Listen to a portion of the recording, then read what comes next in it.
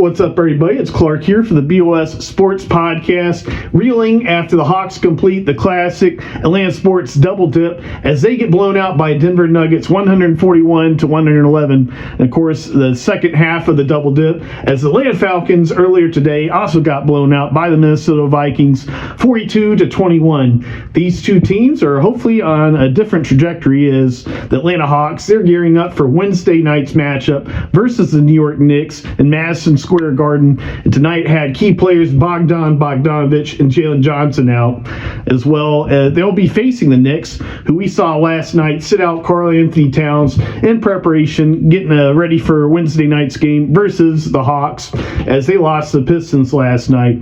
The Atlanta Falcons, on the other hand, they have not trailed in the NFC South since earlier in October after Week 8 when they beat the Tampa Bay Buccaneers on October 27th. Is now the Tampa Bay Buccaneers lead in the division.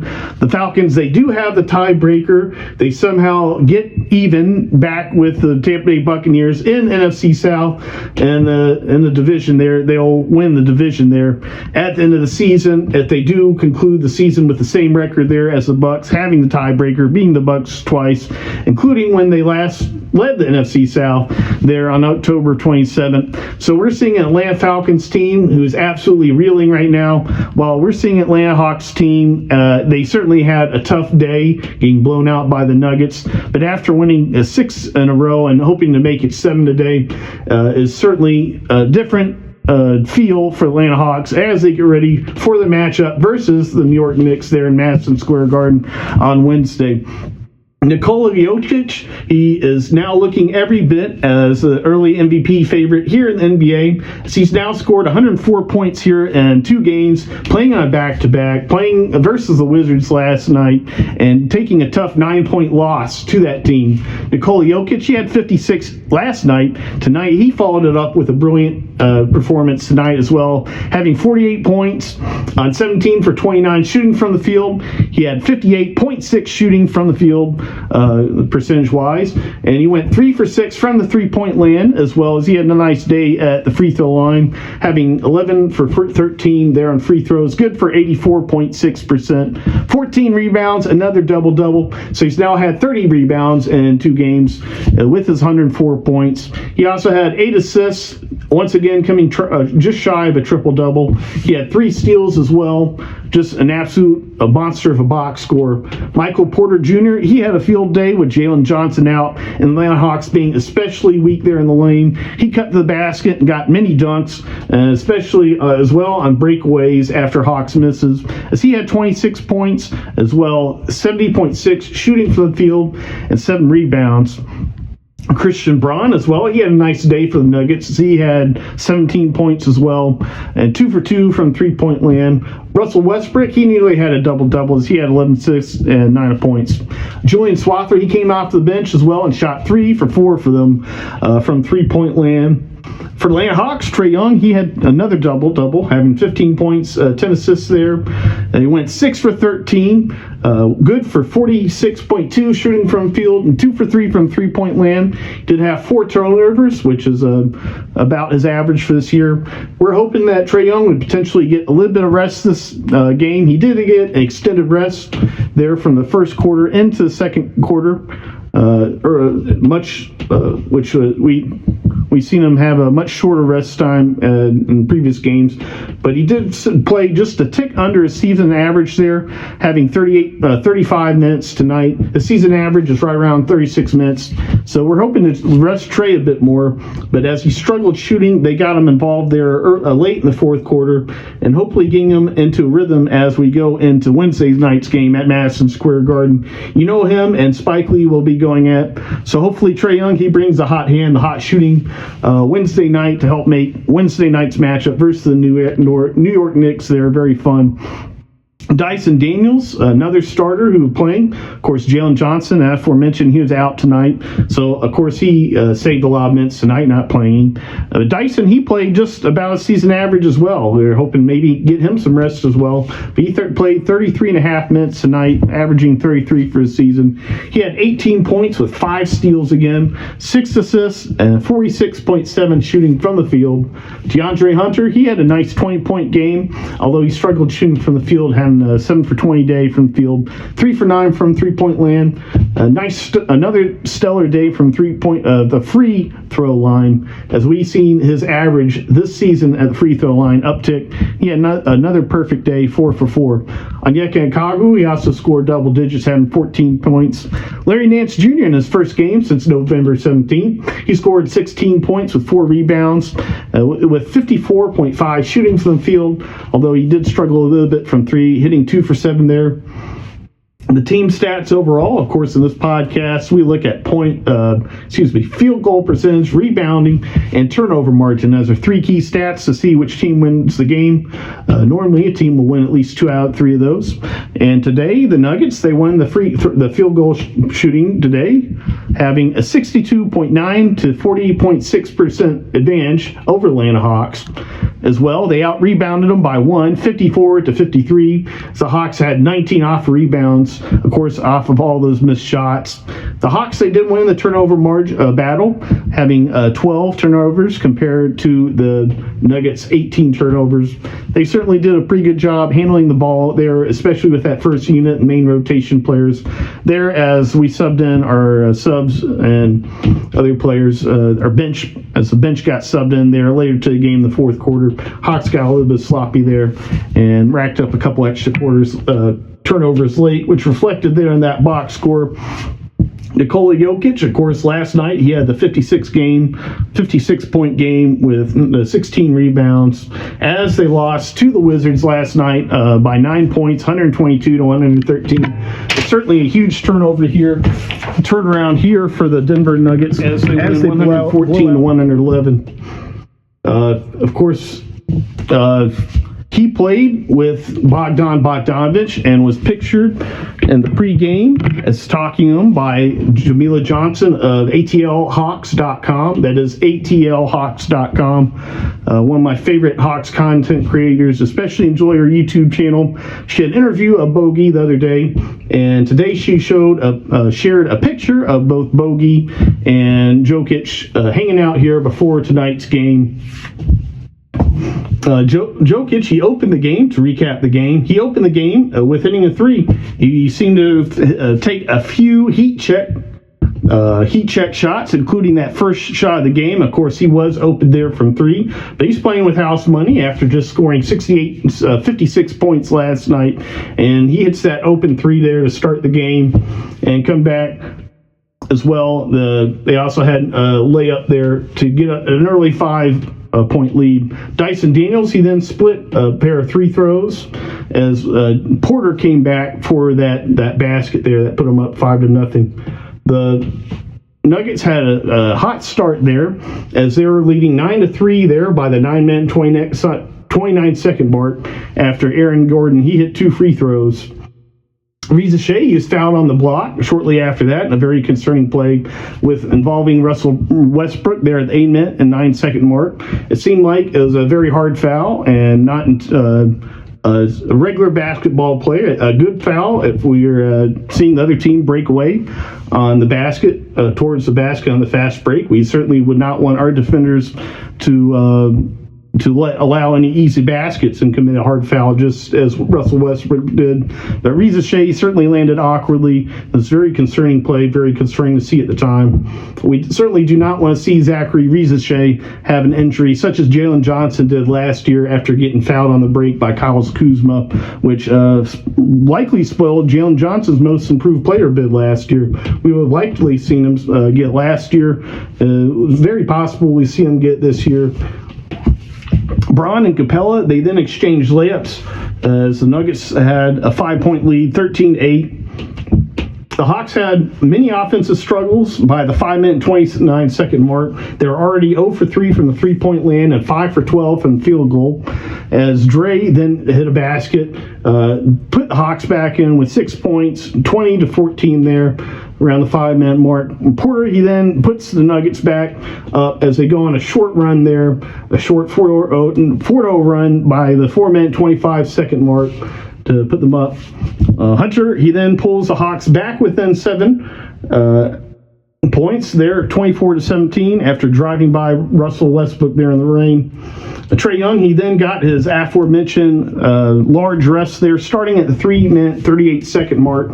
We would not see him come back until the second quarter at the 9-minute and 25-second mark, as he got a bit more of extended rest, as we've seen him come back a bit earlier there in that second quarter for the Atlanta Hawks.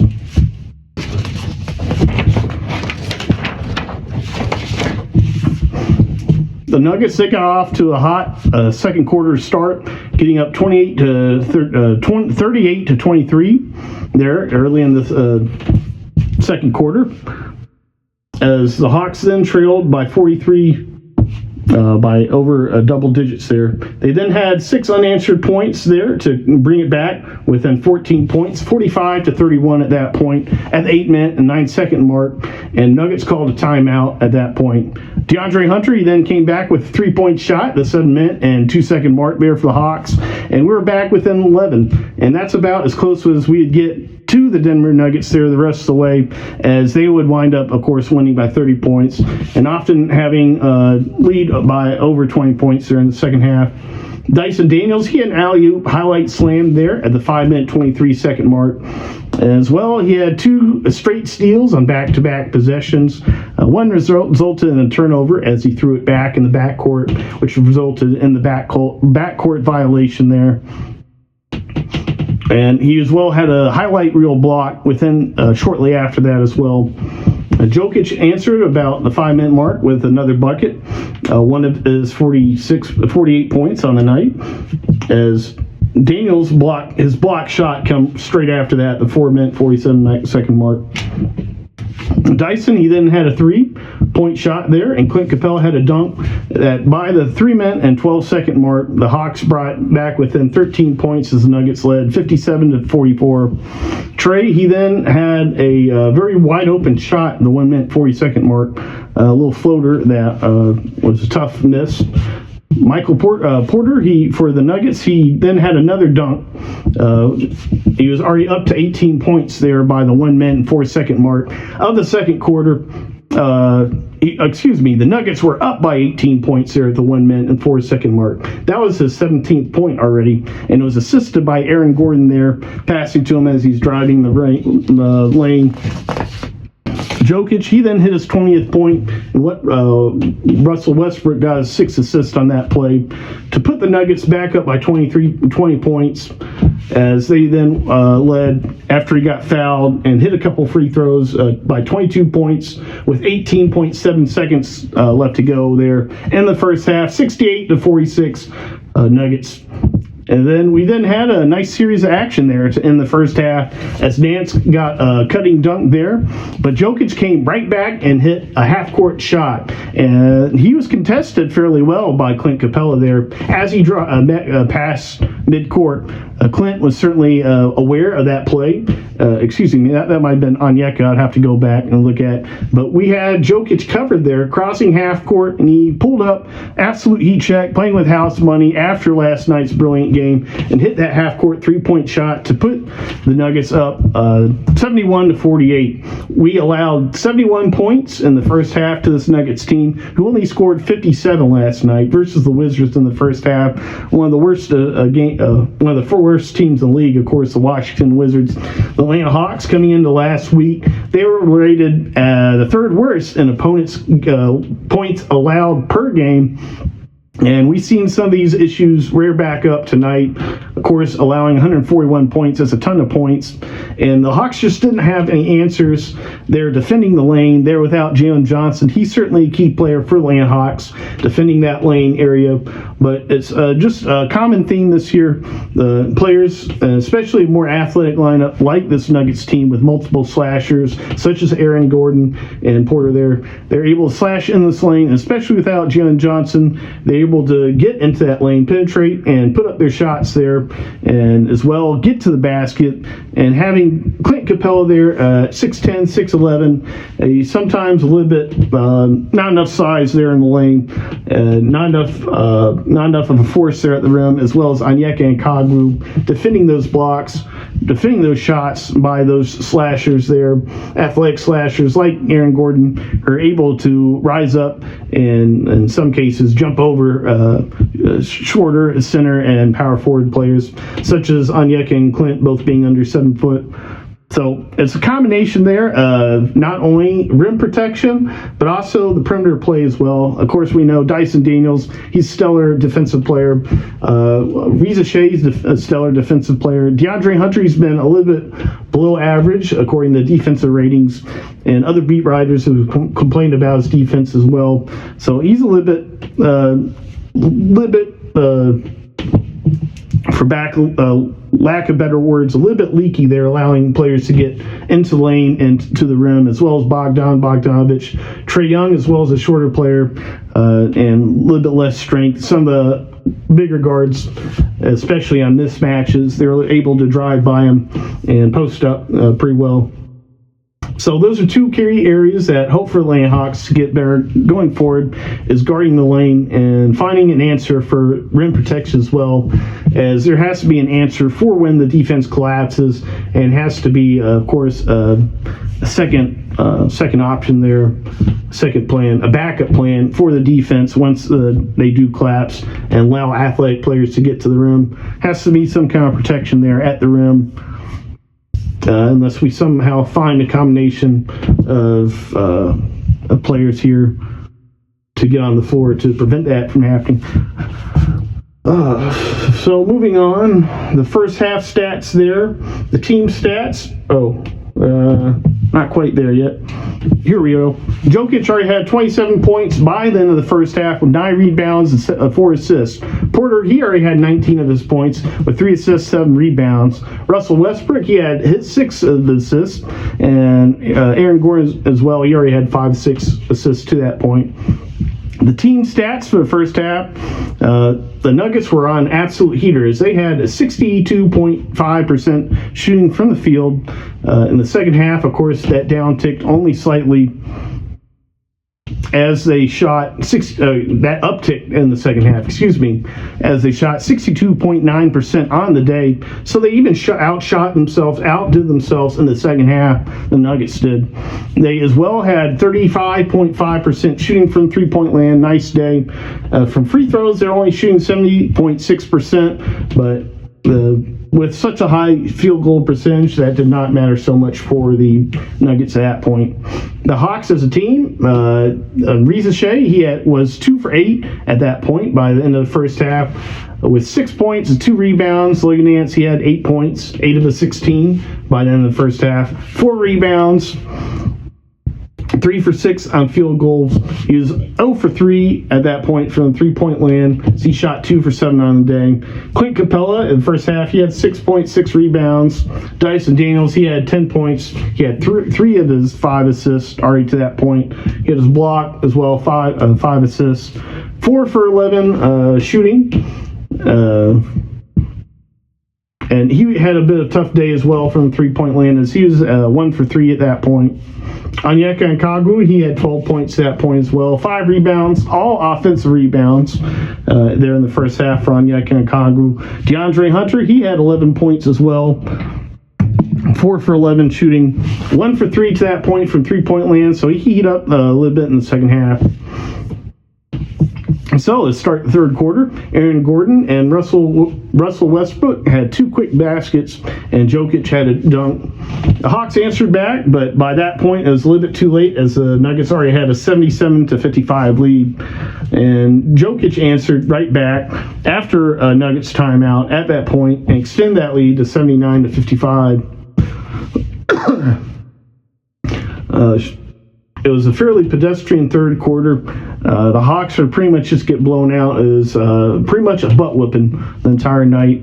And the Hawks, they would bring it back within 18 at several points, but is capitalized by plays such as in that third quarter. Russell Westbrook, he got a nice block on Yeka Nkagwu, and that's certainly tough seeing one of our centers block. Russell Westbrook, of course, he's always been a great blocker as a guard.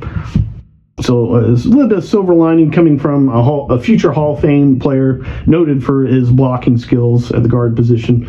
Porter, he then got an and one on the break, and Braun got a 3-point shot as the Nuggets, they built their first 30-point lead of the game, leading 87-57 at that point. The Hawks then went on a quick 13-2 run by 3-minute, 10-second mark to pull back within 20 points, 97-22. Punctuated by Trae Young layup on a nice drive. Dyson Daniels, he then also had a layup.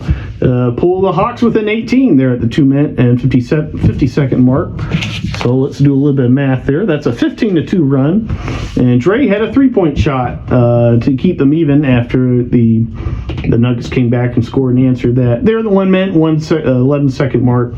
Left there in the third quarter. The Hawks were trailing 102-84 at that point. The Nuggets then came back with 2 straight scores and nearly extended their lead back to back to 30 points. There by the end, they extended their lead back to 22 points there by the end of the third quarter, as they led by the end of the third quarter, 106-84. The Nuggets, they then opened the fourth quarter on a hot 6-0 run as they went up by 28, 112-84. At that point, the Hawks looked defeated, seemed to be about the white flag, and which point the Hawks were saying, let's start focusing on Wednesday's game a little bit more. They're starting to take more threes and run some plays and try and get in a little bit of a groove there for Wednesday. Trey, he hit his first 3-point shot, as aforementioned. They look to be taking a few more, maybe getting ready for Wednesday. There at the 9-minute, 13-second mark. And Jokic, he came back and scored his 46-point a few minutes later, as Bob and Neek were rambling through the broadcast and giving Wilt Chamberlain comparisons there in the fourth quarter. The benches were emptied for both teams there by the 4-minute and 4-second mark. Kobe Buffkin, who's speculated by other Hawks fans to potentially be injured after Vit Krejci or dealing with some kind of injury-related something or another, a bruise or a bump, is speculated by other Atlanta Hawks fans that Kobe Buffkin potentially be dealing with something like that, as Vit Krejci's come in for 2 nights straight as a backup point guard, as we saw there in the first quarter, coming in, subbing in for Trae Young there. But Buffkin, he comes in and has a turnover nearly immediately, and certainly had some rough playing time there. Roddy as well saw some rare playing time, playing his 14th game of the season. Just a tough day overall in sports, especially for the Hawks, especially for the Falcons. For the Hawks, we hope that we're looking forward to Wednesday and have a very fun matchup there versus the New York Knicks. There, of course, the Knicks, they had a nice win versus the Hornets there on Thursday, blowing them out, and then they lost versus the Pistons on Saturday.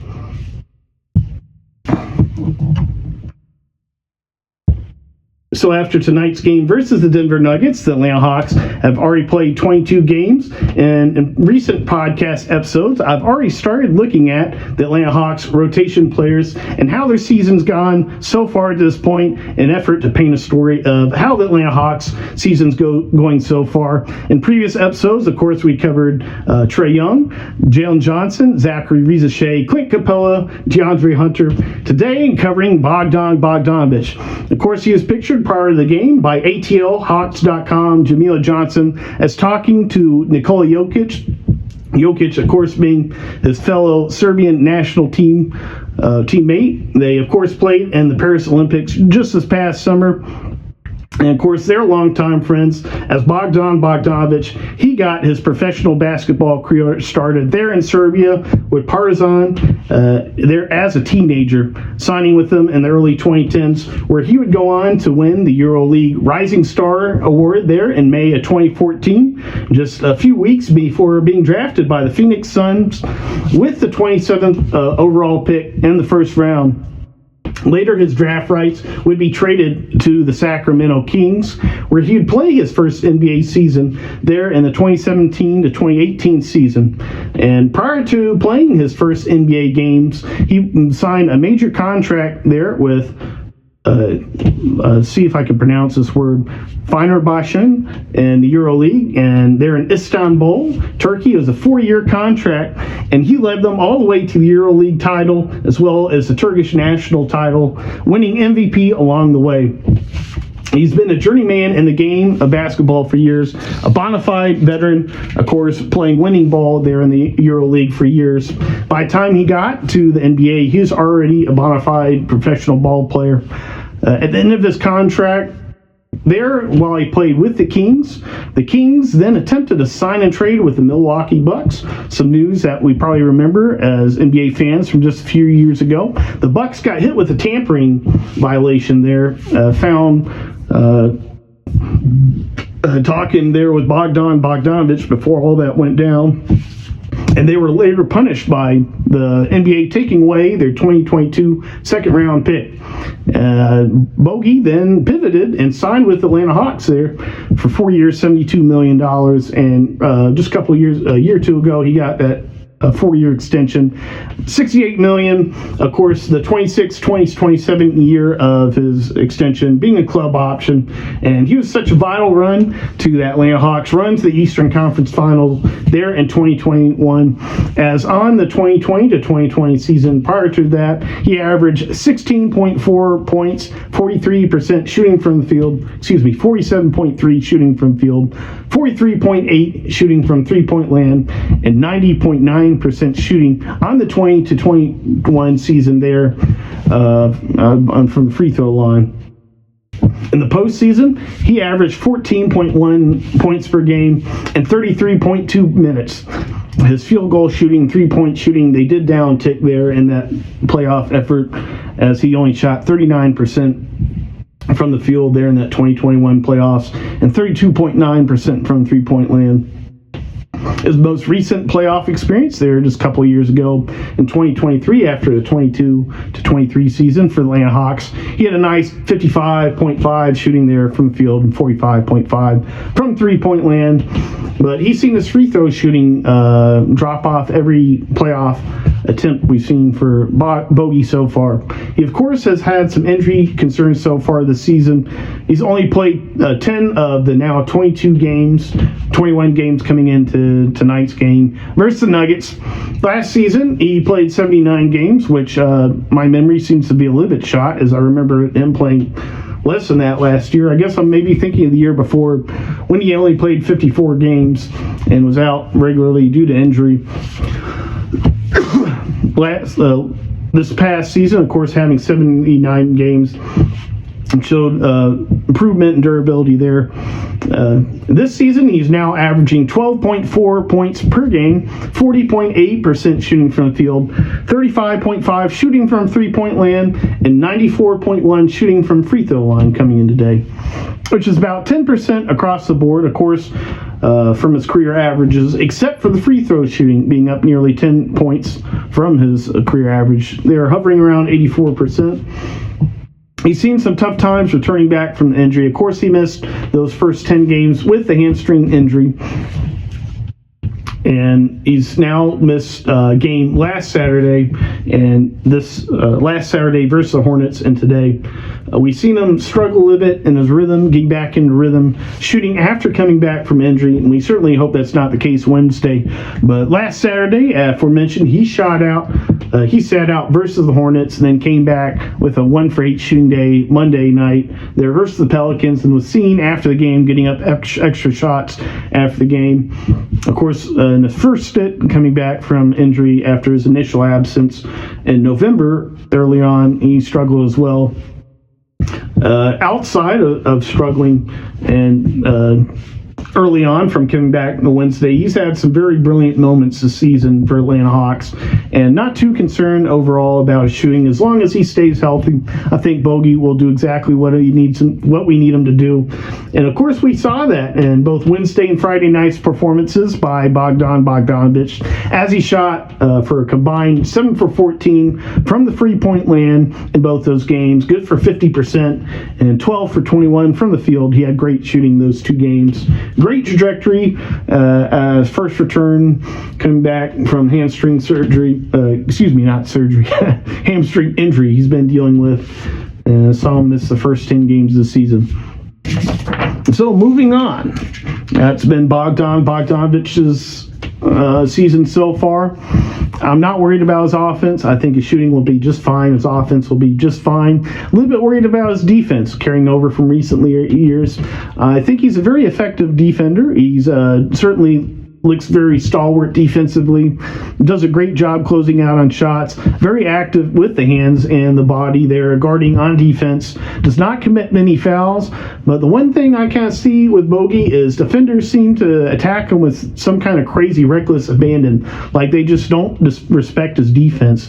And I speculated in the past that maybe he should commit a hard foul every now and then to send a message to players that Bogey's here and serious about defense, and if you try to drive on score on him, he's going to foul you or prevent you from scoring in other ways, such as playing great defense. Well, no, that might not be the answer. It's tough to see hard fouls. We certainly don't want to see players get injured, but maybe he'll find an opportune moment there to get himself noticed a little bit more for some kind of defense effort there.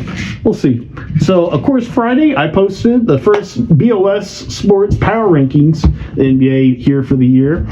Some controversial things there. Some people did not like the Celtics being number one, but they're the NBA champs, and they honestly look like they're playing with their food, just as they were struggling last spring, and everyone was making a bunch of hoopla about the record then. Of course, the Cavaliers, they did not have the best record in the league at that point, but as they do after I issued this power rankings, but I just get kind of same vibes from the Celtics team. I think they're just they're game planning, I think, for playoffs. I don't believe what I see with them here in this NBA regular season, and that might change going forward. I don't know.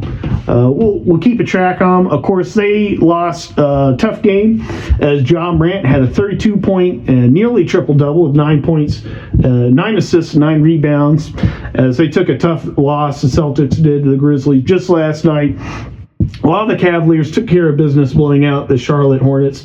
So we'll see today. Cavaliers playing the Heat today.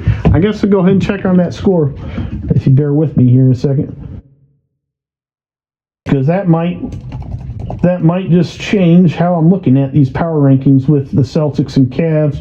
The Cavs beat the Heat today. Nope, the Heat beat the Cavs today. My power rankings were right. The Celtics are number one in the league. Cavaliers are second. So, a disappointing loss there for the Cavaliers on back-to-back night. Of course, they want to move up in the BOS Sports Power Ranking. All right, moving on. Oklahoma City, I put at number 3rd. They have not lost to a bad team. They're being great teams. They could arguably be number 1 as well. They're being teams that they're supposed to. They've taken some tough losses, all to good teams. The Warriors with Kuminga in that national TV game from Thursday night. He had an absolute breakout game, a 30-point-plus game, and potentially forming a new big three. Of course, Andrew Wiggins is there, and they're starting 3 position. So they'll have a bit of lineup shuffling to do to potentially fit in Kuminga there with that starting lineup. They were rumored by Shams Charania as wanting to add a star player. I suggested Max Kessler from the Utah Jazz, the center, as he's still signed currently to a rookie kind of contract there, under $4 million a year. They'll certainly have to give up a lot of picks to get him, as they'll have bird rights traded with Kessler there if he's traded to the Warriors. But they're just a few $1 million, a couple of few $1 million there under that first apron. Of course, trades are not allowed to go over the first apron and salary value. At least that's what was reported on a graphic I saw recently. Not sure how accurate that graphic was, but if that's the case, then Kessler makes a lot of sense there for the Warriors, having that low salary. The Warriors certainly have all their first round picks for the rest of this decade, so they could theoretically trade 4 first round picks for Kessler and still have a first round draft pick here in 2025. So they just got a bunch of assets that they can do whatever they want with. I feel like they're a very solid number 4 team. Even with some struggles so far this year, I feel like they'll have a final say there in the playoffs of who will be the champion there. If not the Western Conference, then for the NBA overall, Orlando Magic with their young core, Franz Wagner, Wendell Carter Jr., Jalen Suggs, they've all taken a giant step forward this year. You can see after their disappointing early playoff exit last year, and I feel like they're number 5. And I feel like they're ahead of this next team, which has done very nicely, the Dallas Mavericks. Luka Doncic, of course, perennial MVP candidate. Derek Lively, after being drafted by the Mavericks, he's just continued to blossom into the front court presence that they really need. And so they don't have to go out and trade. They might not have to go out and make a trade for another front court player outside of maybe a wing scorer. But with Gafford and Lively, they're fairly solid there in the paint. Oh, we'll see. Some people felt like they should have been number 4 or higher up in the rankings. We'll continue to track the Mavericks. They're likely a contender again this year. Kyrie Irving certainly went off versus the Atlanta Hawks when we saw him recently. So the Memphis Grizzlies, I now have at 7. I had at 7 coming into Friday's game. Of course, they beat the Celtics Saturday night with a monster game by Ja Morant and Jaren Jackson Jr., who continue to break out. They've had great bench play as well, the Memphis Grizzlies have, with Scottie Pippen Jr., Zach Edey, and Marcus Smart. They're likely a contender as well. This NBA season is absolutely stacked with contenders, and just this top 7 here, likely all contenders except for maybe the Magic. Atlanta Hawks, I have at number 8, a little bit high, potentially. We'll see. They had won 5 straight coming into my power rankings there Friday, and they beat the Lakers there in overtime. So that made, of course, the rankings look pretty good. They were, of course, unhealthy there the first couple weeks of the season. And so the record is not quite as good as the rest of the team in this top 10, but they looked stellar. Of course, being the Cleveland Cavaliers twice, being the number 2 team on this list, many feel like the number 1. Atlanta Hawks, they beat them twice and had that nice 6-game win streak there, beating the Lakers as well. So we'll continue to reevaluate and put out new power rankings every week. But for right now, I felt like on Friday they were very solid at number 8 in the power rankings. The Houston Rockets, who some would argue should be higher up, they were reeling. And when I made this power rankings Friday, after a couple of tough, ugly losses, including a blowout to Minnesota Timberwolves, who looked absolutely awful at times this season. So I felt like after that blowout loss to the Timberwolves, maybe rank them a little bit lower, as they've had a couple tough losses versus not so good teams. The New York Knicks, who we will see Wednesday, of course, Madison Square Garden for the NBA Cup. I have them at number 10. I feel like they're a pretty solid contender coming into Friday. They had just beat the Magic on that Tuesday night for the NBA Cup to get them to the NBA Cup match quarterfinals there, where they'll be playing our Atlanta Hawks. They've had many wins against average and below average teams, which would be one criticism I would state in not ranking them higher on that list or above the Hawks. Of course, the Knicks have a better record than the Hawks. And the Knicks did have some injury problems as well. When we saw the Knicks, they only played 8 players. Since then, Jacob Topp and others have come back healthy for the Knicks, so we might continue to see them trend upwards. And we'll certainly talk more about this. The Nuggets feel like probably should have had the Nuggets somewhere in this top 10 here in the power rankings. If I were to remove one team right now, it'd probably have to be the Hawks and replace them with the Nuggets. Tough to do as hometown team, but the Nuggets with Nikola Jokic absolutely look like a potential contender after tonight's game. Of course, they're beaten handily by the Wizards, so let's backtrack on that a bit. The Hawks should stay there. Nuggets not quite top 10 yet. We'll see Friday when I put out the new power rankings. Be sure to follow me on all the platforms. I put out power rankings on all of them, so it doesn't matter where you follow me, you'll see them. So we look forward to the next BOS Sports Podcast episode, which will be after Wednesday night's game versus the New York Knicks. It's looking like if the Atlanta Hawks do win that quarterfinals matchup, certainly hope they do. I will not be available for any podcasts this Saturday, as I have saxophone duties and will be booked and not playing. Not doing this podcast. Be doing some saxophone related activities there for a gathering. So there will be no BOS Sports Podcast episode on December 14th. Might do one 15th after the game. We'll see. So I want to thank everyone for joining me on this episode of the BOS Sports Podcast. Be sure to stream previous episodes of the BOS Sports Podcast. Stream Bar to Soap music on Spotify. And we'll see us again soon after Wednesday night's game. Take care, everybody.